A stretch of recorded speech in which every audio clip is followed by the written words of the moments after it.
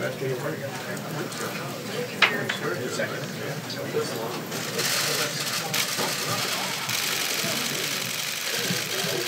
afternoon.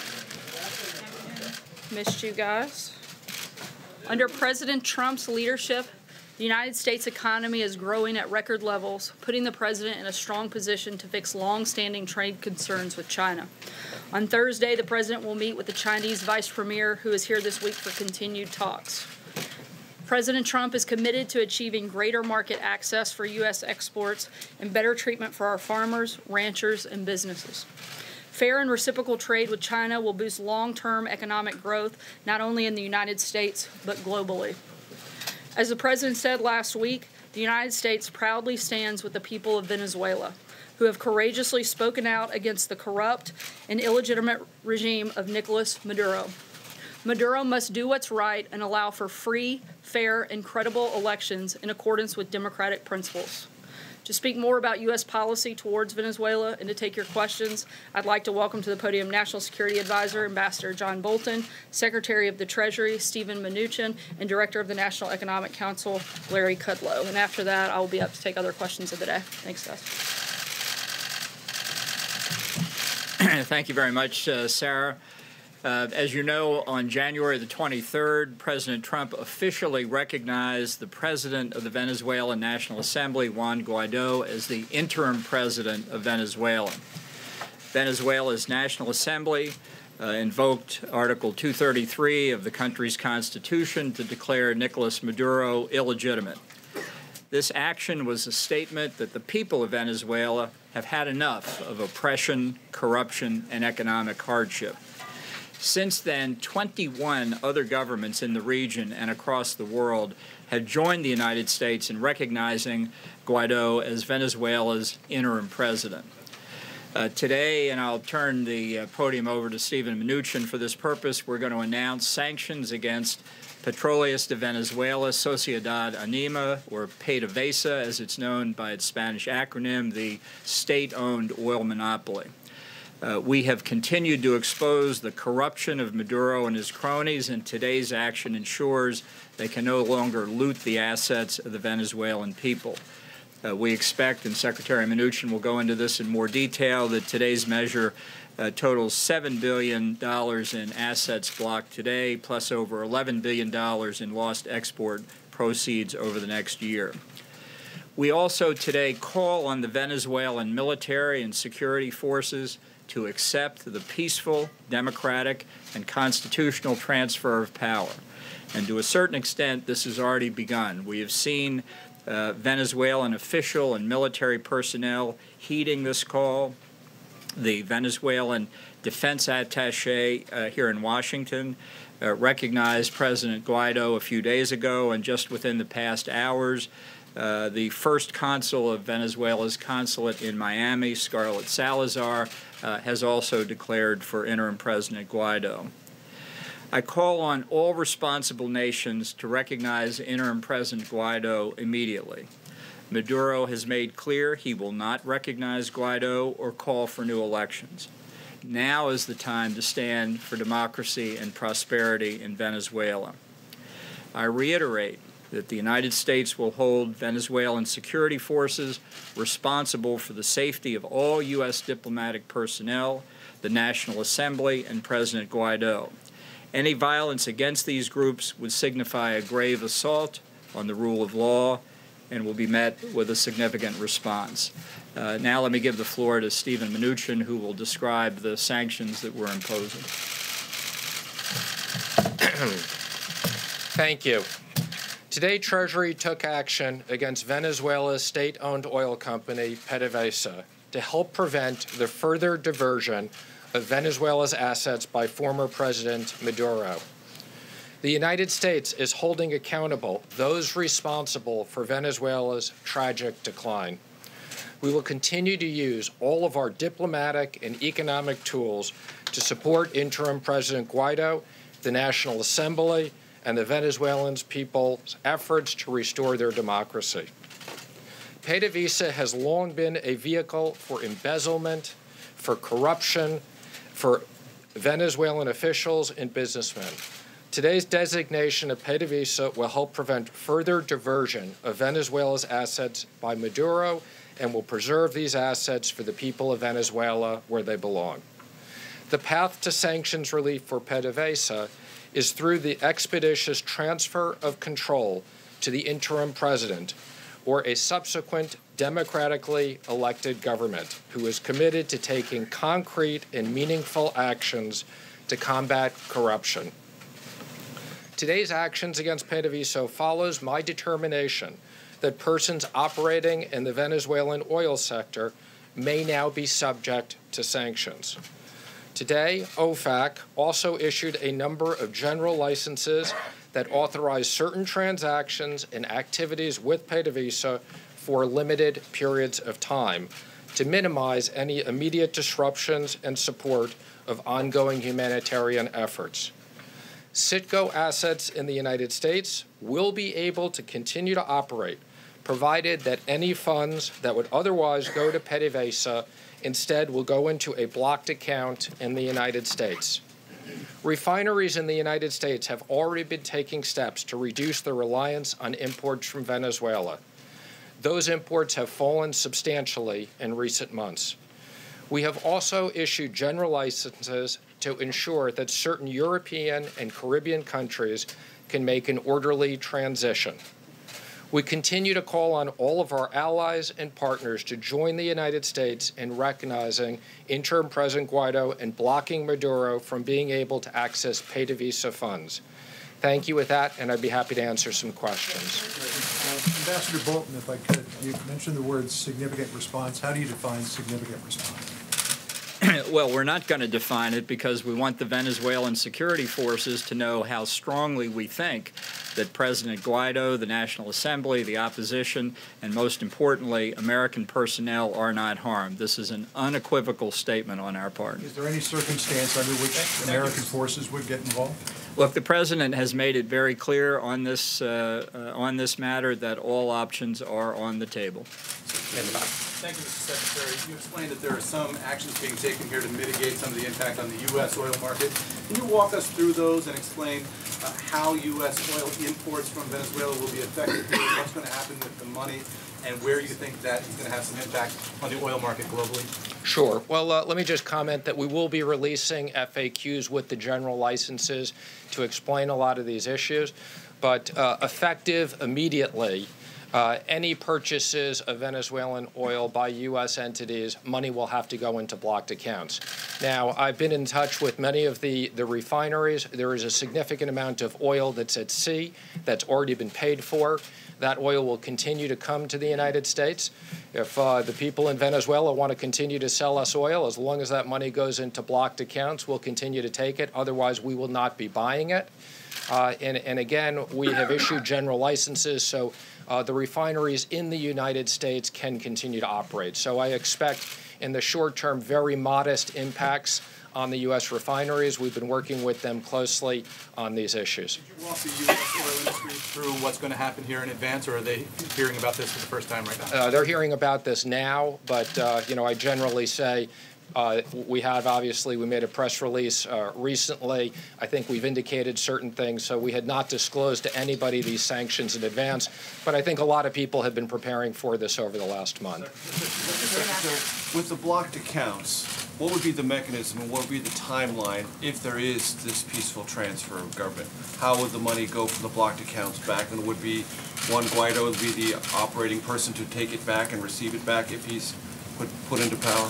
What's the mechanism? So let me just comment that in general, okay, as we've said in the past, the purpose of sanctions is to change behavior. So when there is a recognition that PDVSA is the property of the rightful rulers, the rightful leaders, president, then indeed that money will be available to Guaido. We will be working with them on the money in the blocked account and whether that can be used for them. Could you explain to the country what the strategic interests of the United States are in Venezuela now and its immediate future? What's at stake for us, and why this significant response held in abeyance if this transfer of government isn't achieved? Well, we think stability and democracy in Venezuela are in the direct national interest of the United States. Right now, under the Chavez-Maduro government, civil society in Venezuela is disintegrating. The economy is in a state of collapse. Something in the range of 3 to 4 million refugees have already fled the country for neighboring countries in the United States. And the authoritarian regime of Chavez and Maduro has allowed penetration by adversaries of the United States, not least of which is Cuba. Some call the country now Cubazuela, reflecting the grip that Cuba's military and security forces have on the Maduro regime. We think that's a strategic, significant threat to the United States, and there are others as well, including Iran's interest in Venezuelans' uranium deposits. Yeah, and let me just comment. This is a country that is very rich in oil resources. There's no reason why these resources shouldn't be used for the economic benefit of the people there. There's no reason for the poverty and the starvation and the humanitarian crisis. Can I ask both of you, the United States has talked a lot about a potential embargo on sales of oil and also stopping selling of oil products to Venezuela. Why haven't those been considered yet? So there will be, as part of this, limitations on selling oil products as part of the sanctions. As regards to an embargo, we're not going to make any comment on that today. We don't comment on future actions. Thank you, Mr. Secretary. Mr. Maduro seemed to anticipate the actions that you've announced today in the briefing room. He warned that Citgo is the property of the Venezuelan state, and he further said that we are the only ones who can decide its fate. What is your response to Mr. Maduro? Again, it's the property of the Venezuelan people and the proper and rightful leaders of the country. So we agree with that. He's not the proper leader of the country at this time. And I've said these are valuable assets that we are protecting for the benefit of the Venezuelan people. If I could hone in on the question about the impact on the markets. Heyman asked you about refineries. You said it'll have a modest impact. What do American drivers need to know about the possible impact of the price at the pump, if any at all? Well, first let me say, there's been a big reduction in the overall price of oil. And particularly since we instituted the Iran sanctions, I think, we've been very careful in making sure that these costs don't impact the American consumer. Gas prices are almost as low as they've been in a very long period of time. These refineries impact a specific part of the country, and I think, as you've said, we're very comfortable that they have enough supply that we don't expect any big impact in the short term. Do you feel that fact emboldens your position, or do you feel the United States is able to take these measures as a result of the low gas prices or low oil prices on the whole, and does that increase the United States' leverage in this debate? I would just say we are very determined, whether it's in the case of Iran or it's the case in here, to use sanctions, to use them in the right way. And we're very comfortable that we've coordinated with the Department of Energy and other people on this mechanism. Yeah, thank you, Mr. Secretary. There have been reports that there are an estimated 25,000 Cuban troops in Venezuela, troops or secret police, which is a clear violation of the OAS Charter, Chapter 4, Article 21, about troops of another country in a sovereign nation. Will the United States raise a complaint, if nothing else, with the Havana regime about troops in Venezuela? As you know, Secretary of State Pompeo addressed the OAS General Assembly a few days ago. We expect other meetings of the OAS on this and related subjects in the coming days because, as both Secretary Mnuchin and I have said, we know what the legitimate government of Venezuela is. And it's our mission now to make a full reality in Venezuela what the people of Venezuela themselves want. Do you have confirmation of that number? That's a correct way to have you in the room here, if you don't mind me turning your attention to the talks that'll take place at the end of this week. The statement was put out just before you came out here, the talks with China. In your opinion, where does all of that stand right now? Are you comfortable with progress that's been made in the last couple of weeks? Larry Kudlow has said that the talks over the next couple of days will be determinative. Is that your assessment as well? I think we've had very productive conversations going back between the meeting between the two presidents, which was a very important time. I think, we sent a team over to Beijing. There were very significant discussions for that period of time. We've had conversations since then. Ambassador Lighthizer and I are looking forward to the 2-day of talks. President Trump is going to meet with Vice Premier Liu He at the end of those. Now, let me just remind people, we do have another 30 days after this, so my expectation is that we'll make significant progress at these meetings, but I would just emphasize these are complicated issues. We have a timeline of how we've mapped out the 90 days. How much progress has been made in the last month, if you can sort of characterize it? Again, I would just comment that I think there's been significant movement, and we're working through what are still very complicated issues. Mr. Secretary, I want to go back to gas prices. Can you qualify and quantify? I understand that you're saying the gas prices are low now, but in the midst of this, with all of this that's happening with Venezuela, how long do you believe that the gas prices will move up to a modest impact on the oil industry? And can you quantify by how much? By cents, by tens of cents, or even by dollars? I mean, what is the modest impact that you're expecting? Sure. Well, let me comment that in general, I've said this before, markets are not always efficient. They move in different directions, so I want to be careful in not speculating on markets. I mean, I think kind of oil went up a lot right before the Iran sanctions. We were surprised that it went up so much. I think, President Trump had been on the phone with many world leaders and making sure there was ample supply. Prices came down. The U.S. is a big exporter of oil, so there's a balance here. But I think where oil prices are now reflect the supply and demand in the market. And as I've said, we're dealing with Venezuelan oil that is a rather modest part of our overall supply. Again, we're a net exporter of energy. We are particularly concerned that there were a handful of refineries that had a dependence on Venezuelan oil. I think they read the tea leaves. They reduced that dependence significantly along the way. Most of them have in the neighborhood of 10% or less of their dependence on Venezuelan oil. So I don't expect that people will see an impact on the gas pumps. Are you talking about sweet or sour crude from Venezuela? Sweet or sour crude? Again, I'm not going to get into all the specifics of the different oil markets, but let me just say that most of these refineries, this is about 10% or less. There's plenty of supply at sea that's already been paid for, so there's inventories.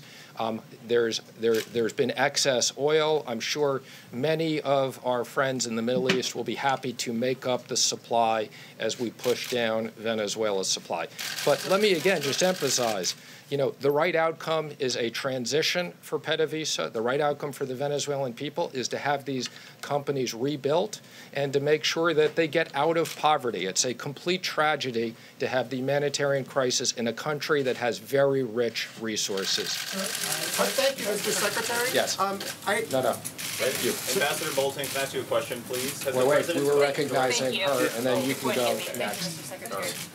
On China, if you would just address what you believe is we've heard this word enforcement quite a bit. Is that being a priority for the administration during these talks? Enforcement will definitely be one of the topics that Ambassador Lighthizer and I have on the agenda. And I think this is pretty obvious, but we want to make sure that we expect when we get a deal that deal will be enforced. And I would say in the conversations we had previously with them, there's been an acknowledgement with China that they understand that. Now, the details of how we do that are very complicated. That needs to be negotiated. But IP protection, no more forced joint ventures, and the enforcement are three of the most important issues on the agenda. Ambassador Bolton, has the President spoken directly with President Guaido? And if so, I beg your pardon, can you start that over again, please? Sure. Has the President spoken directly with President Guaido? If so, can you summarize that conversation? And how safe does the President believe our diplomats are currently? The Vice President has had several conversations with interim President Guaido, including most recently the night before we granted recognition. He'll be meeting with interim President Guaido's ambassador here in the near future. In terms of American official personnel, it has been an absolute top priority for President Trump, the Vice President, Secretary Pompeo, and myself. We have drawn down significantly personnel at the embassy. All dependent personnel are gone.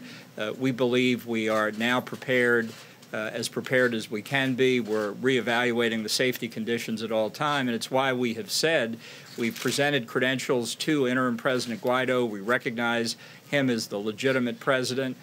He has asked for us to stay. We have made very clear to what's left of the Maduro regime that we hold them responsible, and we take their commitment to do that very seriously. In the back. Yes. Ambassador Bolton, if I may ask you, what is your assessment of the relationship between Nicolas Maduro and his military? Do you believe support is fracturing? And do you believe that the Russians are playing any kind of role in trying to support the military? Well, our assessment based on numerous contacts on the ground is that the rank and file of the Venezuelan military is acutely aware of the desperate economic conditions in the country. And we think they look for ways to support the National Assembly government. We think the junior officer ranks and the mid-level officer ranks are the same. And we are also aware of significant contacts between general officers of the Venezuelan military and supporters of the National Assembly. So you may have seen a statement last week by the Defense Minister, Vladimir Padrino, flanked by a number of generals in uniform. What they didn't know was how many of them were already talking to the National Assembly. Okay. We'll take one more here. Twofold. Do we have a timeline where we're going to reassess as to whether or not these sanctions are working and what the next step would be? Is there a timeline in place for that? And secondly, can you speak to the administration's critics who say that since the government shut down, the administration is in disarray? Well, let me first say, on sanctions, we always evaluate sanctions continuously, both existing sanctions as well as future sanctions. So we will carefully be looking at the effectiveness of these and whether we need additional sanctions. Now, I would just tell you, speaking for Treasury, I want to thank all the large number of government workers who came in.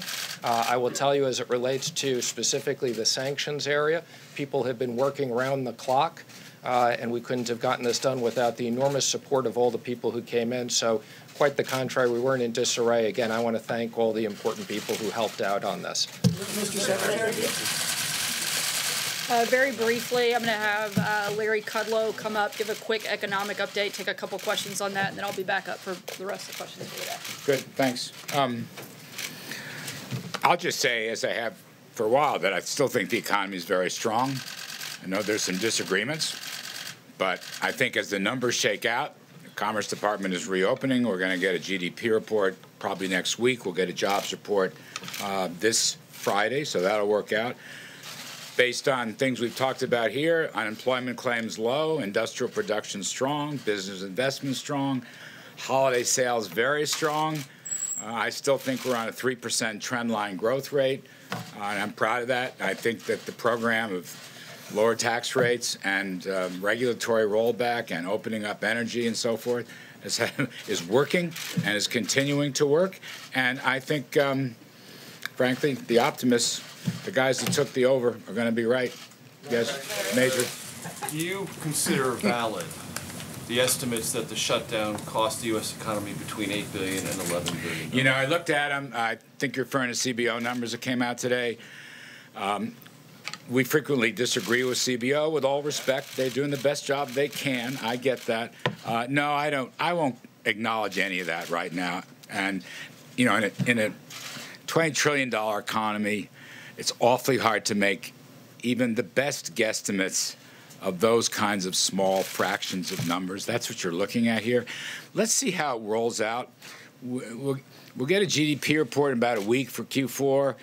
It'll take longer for the first quarter. As I've said many times, I think you have just a whole bunch of very temporary factors. And now that the government is reopened, the switch goes right back on. There's certainly no permanent damage to the economy. Larry. So I just, again, with the greatest respect to my friends at CBO who often disagree with us and do not acknowledge the importance of our pro-growth tax cuts, just to put an editorial in, no, I don't really agree. Sorry. Can I follow up and just say, from your economic perspective, how disruptive was this? Not at all? Look, the hardships for individuals was always the key problem here, in my judgment. And as Steve Mnuchin said and others, I'm glad we're back to work. I'm glad all the federal employees, I'm glad all the people furloughed, TSA, you can go right down the line. I think those individual hardships were the biggest issue, and I think everybody's glad we can reopen and put folks back to work. Regarding the macroeconomy, Major, I don't think it was a factor. I just don't. So Larry, if the negotiations did not bear fruit and the government shuts down again, you have a lengthy shutdown, reopening, and then another shutdown, could that compound any economic effect or hardship effect on these federal employees? Yeah, I just don't want to speculate on what ifs. We've got a process laid out here. Let's see if it bears fruit. I just don't want to speculate on any of the what ifs. Again, the state of the economy, to me, my colleagues, Kevin Hassett and so forth, looks very strong. And I don't think that was disrupted. I don't. I know things have been written in their individual hardship cases. Again, I'll repeat that. But in the aggregate, the numbers we saw, low unemployment claims, unbelievably strong same-store retail sales, the industrial production number from the Federal Reserve, where business equipment went up for the 7th straight month. Just a scattered look at all those kinds of data points suggests to us that we're still in a very strong mode right now, and I use the 3% as our longer-term view, but I also think it's going to pan out in the short run. So we will see. Yes. The Chinese talks this week, is it possible we'll see the framework for a deal emerge? I don't want to say anything on that. Secretary Mnuchin's correct. I don't want to make any predictions on that. These are very difficult, very, very important. The only comment I'll make is, and I've said this before, the scope of these talks will be the broadest and deepest in U.S.-China history. We've never had anything this comprehensive, and I regard that as a big plus.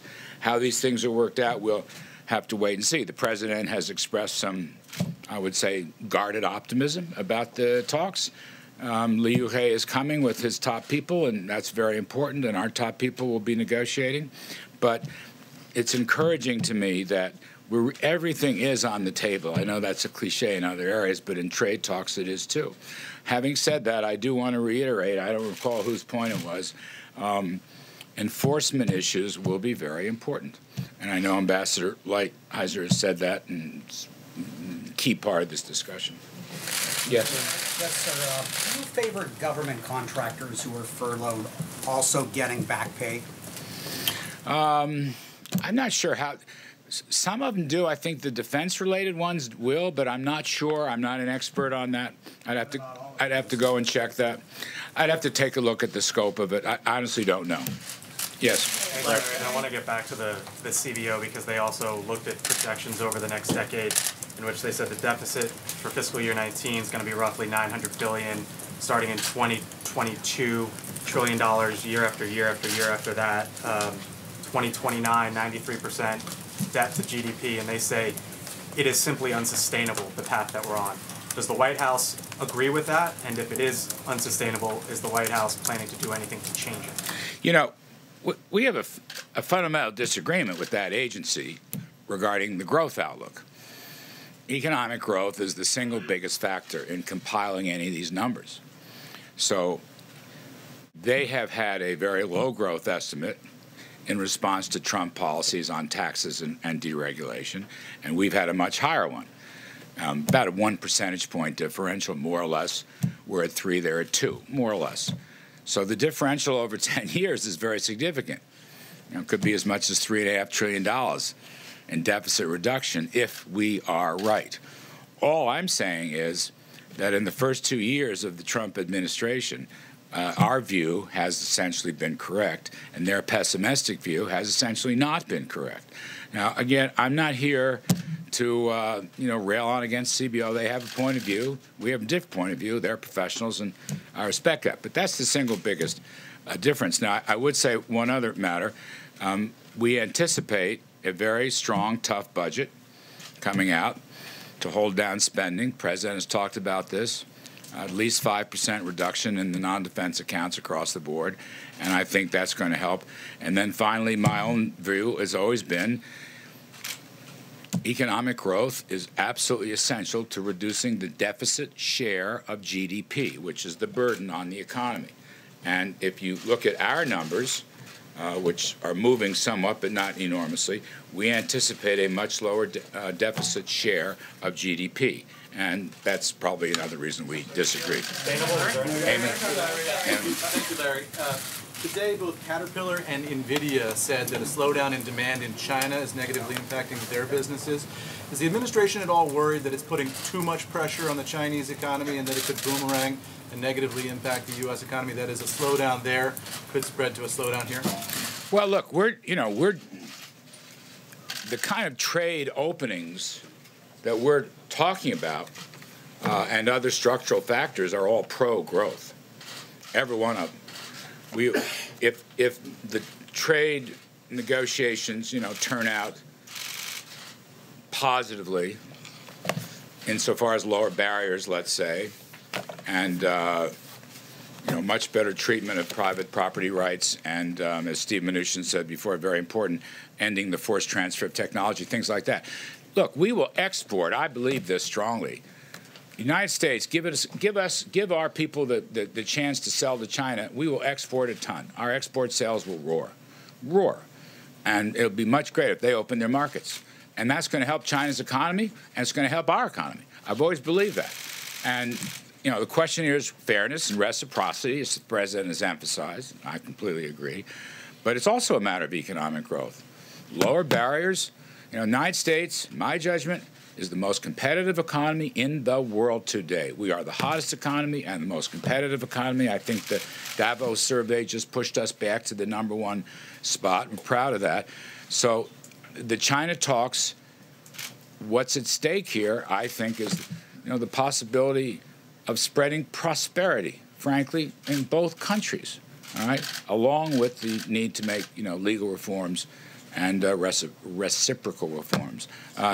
We got time for one more? Yes? You talked a moment ago about hardships people felt Yes. during the shutdown. Yes. So if at the end of 3 weeks, by February 14th or February 15th, if there is no deal, will you counsel the president not to shut the government down again? I just don't want to make any comments on that. We will see what happens. As I said before, there is a process. That's see if it works. Not my place to say that. Thank you. Appreciate it very much. Thank you. Tough group to follow, but I will give it my best shot. John, go ahead. Thank you, Sarah. Is the president really willing to go through another shutdown if he can't get any money out of the Democrats for the border wall? The president doesn't want to go through another shutdown. That's not the goal. The goal is border security and protecting the American people. Ideally, Democrats would take these next 3 weeks to negotiate in good faith, as they've indicated that they would, and come up with a deal that makes sense, that actually fixes the problem, so we don't have to go through that process. Well, what does he say to those like Republican Rob Portman and others who say that a shutdown should be taken off the table? In fact, to pass a law that basically says that shutdown can never be an option in the future. Would the president support that? Just take this off the table? Look, I'm not going to get into the hypotheticals of taking that off the table. I haven't seen a piece of legislation for us to even consider at this point that would make that a reality. But what I do know is that the president is committed to fixing the problem. And it's pretty simple. We have 3 weeks to work with Democrats. As the president's indicated on a number of occasions, they could get this done in 15 minutes. We agree on the fundamentals that border security is important. We agree on the fact that there is a problem and we should do something about it. So let's spend some time over the next 3 weeks. Let's get it done. The president's opened the government on the basis that Democrats have signaled to us that they're willing to actually get serious about a real deal and get serious about fixing the problem at the border, including funding for a border wall. Steve? The president's proposals for protecting the Dreamer children, some of the other concessions he made in his immigration speech, are those still on the table? Look, I'm not going to negotiate here. That's why they have the conferences for congressional members to work through some of those things, come back to the president with a deal. The president has laid out things in the past that he's willing to do. We'll see what they come back with. But what I do know is if they don't come back with a deal, that means Democrats get virtually nothing. That will make the president and force him to have to take executive action that does not give Democrats the things that they want. So this is a perfect time, and the table has been perfectly set by the president in order for a good deal to come together where everybody gets a little bit of something they're looking for. Josh. The president has described illegal immigration, unchecked illegal immigration, as a perilous threat, and has said that they're taking American workers' jobs. Can you explain why the president hired and employed so many undocumented immigrants at his clubs for years and didn't do more to prevent them from staying employed and working there? Look, I can't get into specifics about the president's organization outside of the White House. I'm only allowed to speak on behalf of the president in his official capacity. I do know that the Trump organization has put out a statement addressing that issue. I would refer you to that and to them for further questions. John, what does the president think? What does the president think should happen to a business that employs illegal immigrants and doesn't use systems to check and make sure they're not doing that? I think that's one of the reasons that the president wants to actually fix the problem. He's one of the people that's identified the fact that we have a problem and we should fix our immigration system. If Democrats want to get serious about fixing that, they have a president that's more than happy to sit down with them and do exactly that. John? Since I know so little about this, let me ask you a couple of questions to see if I can educate myself. Well, at least we're in further. agreement on something. Senator Joe Manchin. Senator Joe Manchin said yesterday that if the president were to move further on DACA and offer at least a path to status, if not a path to citizenship, he'd likely get more Democrats to come to his idea about the need for a border barrier. The president has been resistant to going any further than offering 3 years of more protections. What's the reason why the president doesn't believe that DACA recipients should have a path to status? Again, I'm not going to negotiate up here. That's the reason that they're going into conference. Why he doesn't believe that they deserve or should have a path to status? Again, I'm not going to get into negotiating immigration reform up here. That's why we have the conference. That's why the president has asked that that take place over these 3 weeks, whether or not that happens during this time or after. The focus of this right now is border security. We'd like to see that happen. And the president would love to deal with the overall problem of illegal immigration, fixing a number of the loopholes that would prevent some of those things from happening so that we can move forward with a system that actually works and functions. Sarah. And congratulations. Welcome back. Thank you. You look more well-rested than you should, but go ahead. What is the White House going to have a representative in these meetings, the conference committee on the health? I'm not aware of a specific White House attendee that would participate. Certainly will be engaged with members across the board, both those that are part of the conference as well as the back and forth that will take place before and after. What's your data point here? But we'll keep you posted when White House is in attendance. Okay. What's your data point here on the idea that Democrats are ready to, as you say, get serious about immigration reform? What is the signal that the president specifically got from Democrats? We've had a number of Democrats that have both publicly stated support for border security, including a wall, including barriers. We've also had a lot of private conversations in which Democrats have signaled their willingness, if the government is open to sit down and negotiate. The president is taking them at their word and hopes that they'll negotiate in good faith, and we hope that we'll see that happen. Jordan? Thanks, Sarah. Stephen Miller is quoted in a Cliff Sims book as saying, "I would be happy if not a single refugee foot ever again touched American soil." Is the policy of this administration to eventually get refugee resettlement down to zero? I'm not aware of any statement like that Stephen Miller has ever made, and certainly not the policy of the administration. Sarah, is the president going to have his physical exam soon? The president will, as always, undergo a yearly physical exam. We'll keep you posted on the date and time when that happens. April? Sarah, 2 questions. One, I want to go back to what Darlene asked, Larry Kudlow, and I'm going to ask it in a different way. Can this economy sustain another... Do you mind speaking up? I'm sorry. I'm going back to what Darlene asked with Mr. Kudlow. Can this economy sustain with another government shutdown? Again, as I told Jonathan, we don't want another government shutdown. We want a deal that actually addresses border security. It seems like it should be so simple. We're all in agreement that we need it. We're all in agreement that there's a problem, so let's fix it. So we don't have to go through that process again. But can the economy, Larry Kudlow was very hopeful and optimistic, even though the numbers show otherwise. Actually, the numbers don't show otherwise. The numbers show that we have an incredibly strong economy. The numbers show that jobs continue to grow, wages continue to rise, unemployment continues to drop. The numbers are actually very much in the favor of the things that Larry laid out. Again, do we want another shutdown? No, but the President and his team have focused on long-term economic stability, long-term economic fundamentals, and we think that if we had to, we could sustain that, but certainly we don't want to. That's not the goal. My last question. Go ahead. So there are several people that are now indicted that have some kind of connection to either the campaign or the president.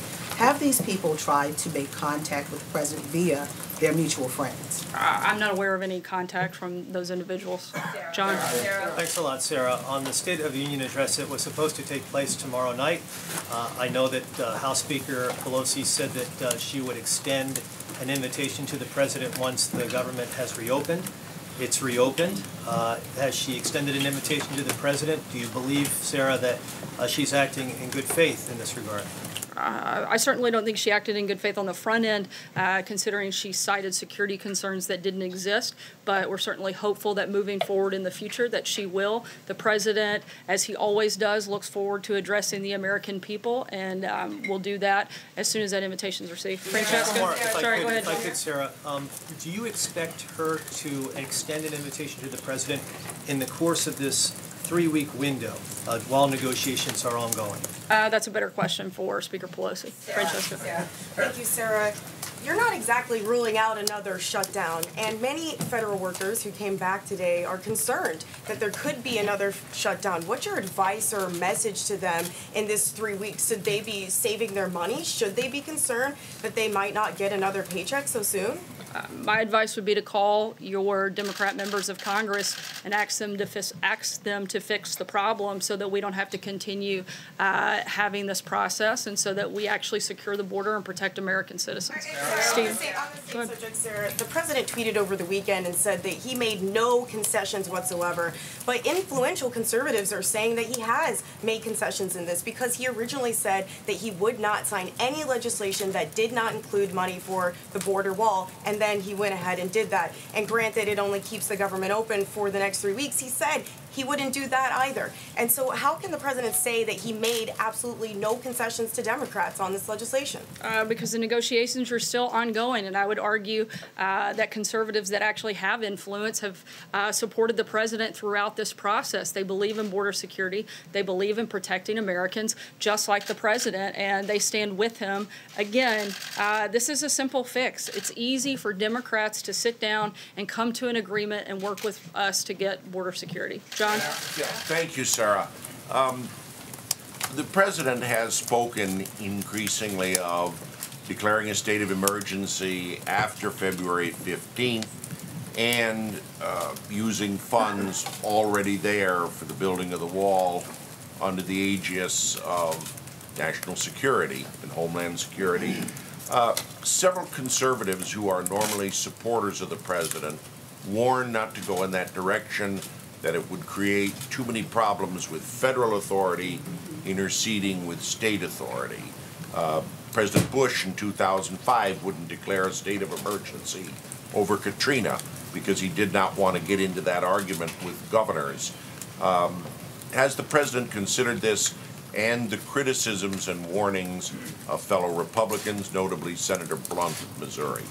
Certainly the president listens to members of Congress as well as constituents across the country, but the president's #1 duty and the #1 responsibility he sees as commander-in-chief is protecting the American people. He sees the crisis at the border to be a real one. I don't think anybody in the country can argue the fact that there is a real problem at our border. It needs to be fixed, and the president's going to do what it takes to address it. Callie? Thanks. I have a question for you on the shutdown, but first I want to ask, has the president ruled out a pardon for Roger Stone? I'm not aware of that.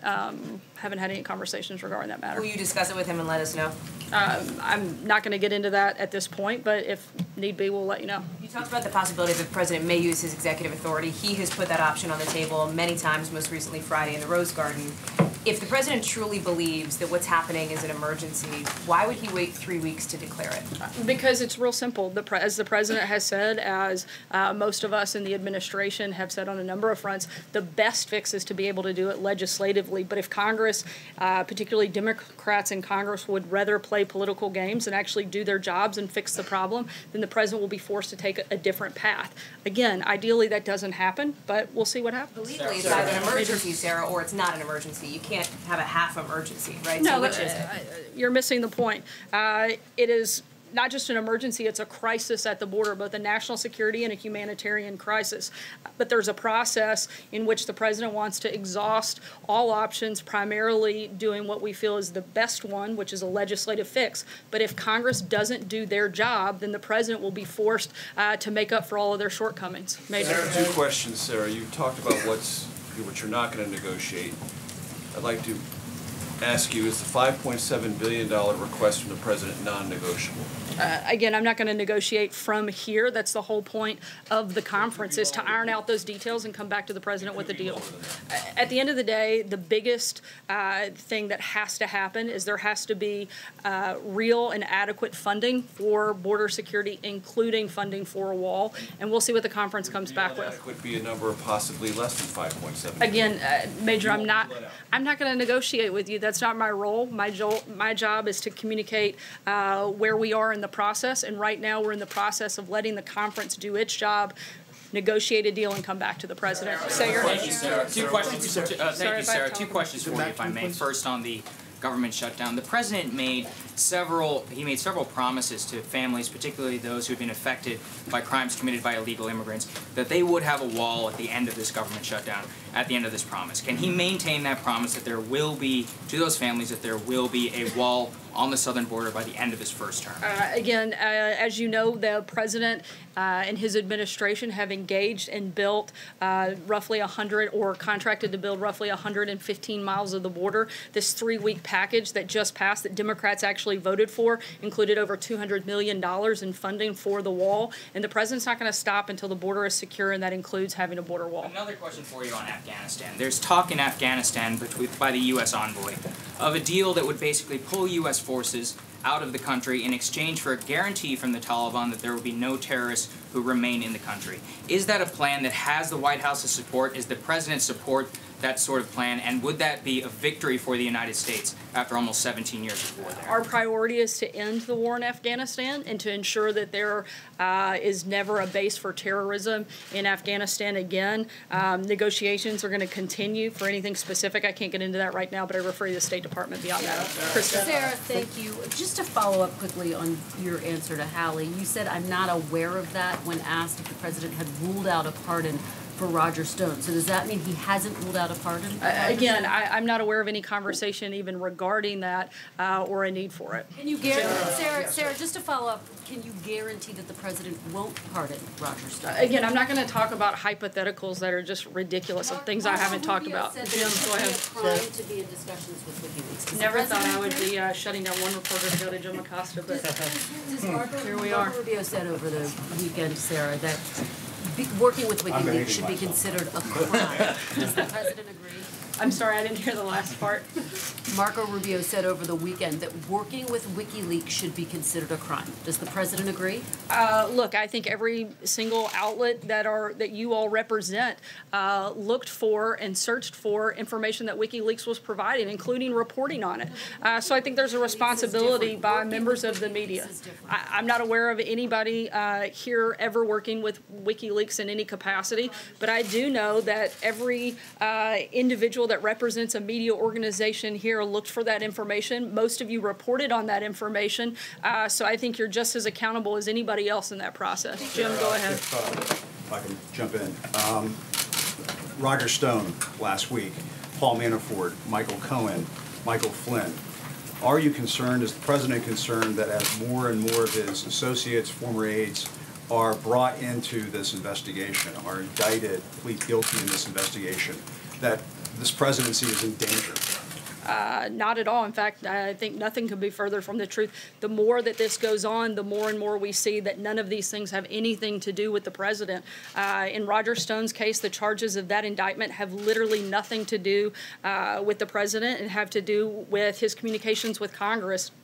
So, in fact, I think the further we get into the process, the more and more we see that this has nothing to do with President Trump. Follow up on that. Sure. If I may, can you assure the American people that during these conversations that Roger Stone had with WikiLeaks and individuals who were tied to the dumping of that material, that at no time the president had any interactions with Roger Stone, that nobody close to the president had interactions with Roger Stone who may have told the president what was going on in those conversations?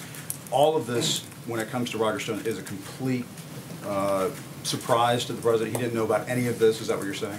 What I can tell you is that the president did nothing wrong throughout this process, and the charges of the indictment against Mr. Stone have absolutely nothing to do with the president. Take one last question, Steve. Yes, Sarah. We're expecting in a few moments that the U.S. government will announce some criminal actions against Huawei, the Chinese telecom company, and we're just about to have this Chinese trade delegation here. Are these two at all linked? Are you taking some sort of carrot and stick approach with China? What's the strategy here? No, those two things are not linked. They're a totally separate process. The negotiations on the trade front will continue to be ongoing, and I believe on that other question and thing that you mentioned may be coming, I believe they're waiting on me to finish so that they can do that. So with that, I will say good afternoon. We'll see you next time. Thanks, guys. Good to see you.